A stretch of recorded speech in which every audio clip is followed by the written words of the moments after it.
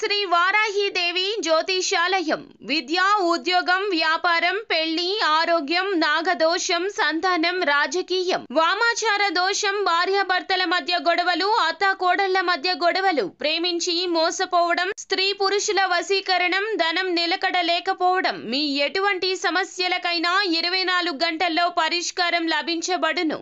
Number 1 వశీకరణ specialist Pandit Pawan Namboodiri Kerala తాంత్రిక గురువు గారు.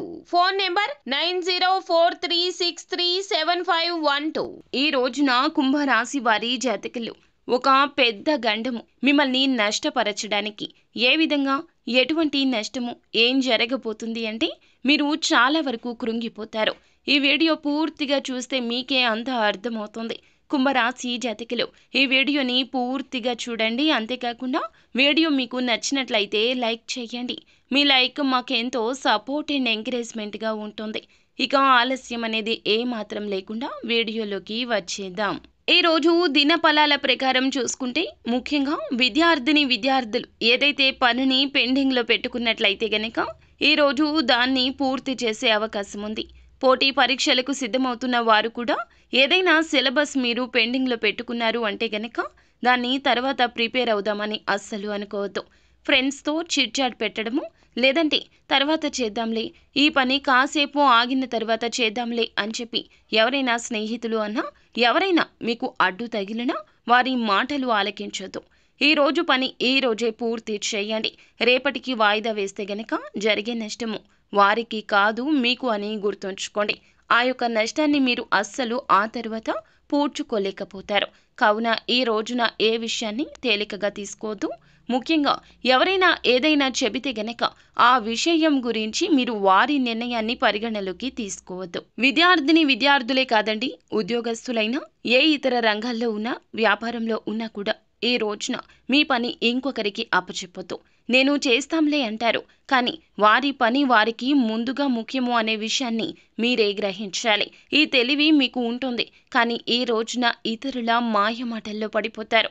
వారి యొక్క మాయమాటలు ఎలా ఉంటాయంటే వారితో ఉంటే మీరు చాలా వరకు ప్రశాంతంగా ఉంటారు. వారి మాటలు మీకు చాలా వరకు కూడాను మంచి బోధనలాగా అనిపిస్తుంది, కానీ వారి అవకాశాల కోసం మీ అవకాశాలు తొక్కేయచ్చు.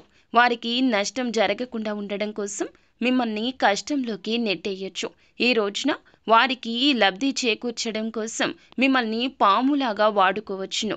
కాబట్టి జాగ్రత్తగా ఉండండి. ఎవరి జీవితంలోనో మీరు హీరో కావాల్సిన అవసరం లేదు. అధిక మంచితనానికి పోవద్దు. మీ జీవితంలో మీరే హీరో. మీతో పాటుగా మీ యొక్క కుటుంబ సభ్యులు కూడా ఉన్నారంటూ 1కి 2 సార్లు గుర్తు చేసుకోండి. ఎవరికో ఏదో చేయాలి అనే తాపత్రయం ఉండవచ్చు, కానీ భగవంతుడే చెప్పాడండి, తనకు మాలిన ధర్మం పనికిరాదని. ఈ రోజున మీ పనులు ఆపుకోవడం, ఎదుటి వారి కోసం కష్టపడడం, మీ సమస్య గురించి ఆలోచించకుండా వారి సమస్య గురించి ఎక్కువ ఆలోచించడం, వారికి ఏం చెయ్యాలా అంటూ మీ వద్ద ధనం లేకపోయినా ఇతరుల వద్ద ధనం తీసుకొచ్చి వారికి అరువుగా ఇవ్వడం, లేదంటే గనక షూరిటీ సంతకాలు హామీలు ఇలా ఏ ఇతర పనులు అయినా ఇతరుల కోసం చేయొద్దు. ఇతరుల మాయ మాటలు నమ్మొద్దు. మనకి కష్టం వస్తే గనక మనమే తీర్చుకోవాలి. ఈ రాశి జాతకులకు ఇలా ఎందుకు చెప్పడం జరుగుతుందంటే సహాయకారులు వీరు ఎక్కువగా ఇతరుల యొక్క కష్టం గురించి ఆలోచించి చలించే తత్వమున్న మంచి మనుషులు. కానీ మంచి మనసు మంచి ఆలోచన కూడా ఒక్కోసారి అధిక కష్టాలు తెస్తుంది. ఈ రోజున వీరు మిమ్మల్ని అధిక మాయలోకి నెట్టేస్తారు. అయితే ఈ రాశి వ్యక్తులు చాలా రోజులుగా మానసిక సమస్యతో బాధపడుతుంటే పరిష్కారం కూడా లభించబోతుంది. మీ కోరిక కూడా నెరవేరే అవకాశం కనిపిస్తుంది. సమస్య నుండి బయటపడాలంటూ చాలా ప్రత్యేక ప్రయత్నాలు చేస్తున్నారు, కానీ బయటపడే అవకాశం ఇప్పటి వరకు రాలేదు. ఈ రోజు మాత్రం ఆ అవకాశం భగవంతుడే పంపించినట్లుగా రాబోతుంది. అయితే నూతన ఉద్యోగ ప్రయత్నాలు చేస్తున్న వారి ముందులకు అయితే ఒక అవకాశం వస్తుంది. 100% మీకు సాటిస్ఫాక్షన్ ఉండకపోవచ్చు, కానీ ఒక్కసారి ప్రయత్నించండి. సాటిస్ఫాక్షన్ అనేది ఖచ్చితంగా వస్తుంది. ఎందుకంటే ఈ రోజు తప్పు రేపటి రోజు ఒప్పు అవుతుంది. ఈ రోజు ఒప్పు రేపటి రోజు తప్పు అవుతుంది. భగవంతుడు ఇచ్చే ప్రతి అవకాశం ఇలాగే ఉంటుంది. కానీ మనసు పెట్టి చేస్తే ఏ పని అయినా కూడా మనకి నచ్చే తీరుతుంది. ఆర్థిక స్థితి అనుమతిస్తే గనక ఈ రోజున పేదవారికి ఏదైనా రూపంలో దాన ధర్మాలు చేయండి. అంటే వస్తువు రూపంలో, వస్త్ర రూపంలో లేదా ధనం రూపంలో ఏ విధంగా అయినా కూడా దానం తప్పక చేయండి.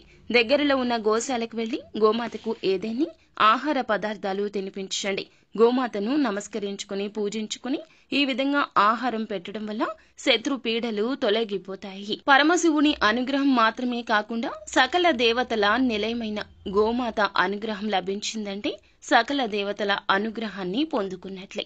ఖచ్చితంగా ఈ రోజున ఈ జాగ్రత్తలు పాటించండి.